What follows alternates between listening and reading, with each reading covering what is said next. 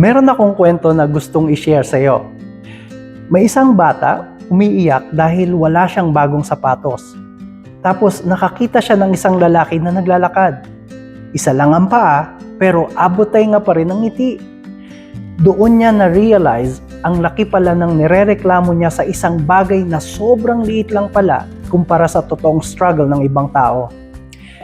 We need to live with the fact that life is not fair. Pero marami pa ring mga bagay na pwedeng ipagpasalamat. Nakatingin tayo minsan sa kulang kahit ang dami na palang meron.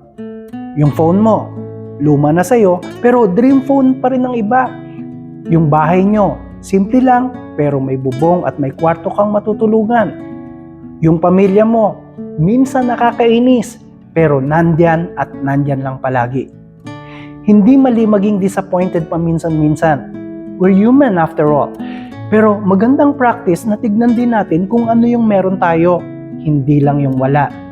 Kasi minsan, yung itinuturing nating problema, blessing na pala sa iba.